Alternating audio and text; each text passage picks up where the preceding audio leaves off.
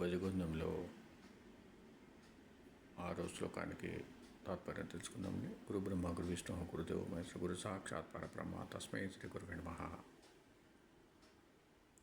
యావత్ పవనో నివసతి దేహే తావత్ పృచ్ఛతి కుశలం గేహే గతవతి వాయౌ దేహాపాయే భార్యా బిభ్యతి తస్మిన్ కాయే భార్యా బిభ్యతి తస్మిన్ కాయే. శరీరంలో ఊపిరి ఉన్నంత వరకే ఇంట్లో వారు నీ కుశలం గురించి అడుగుతారు. ఆ వాయువు కాస్త వెళ్ళిపోయి దేహం చెడేసరికి ఆ శరీరాన్ని చూసి నీ భార్య కూడా భయపడిపోతుంది. ఓం సమ సద్గురు సాయినాథ్ మహారాజ్కి జయ.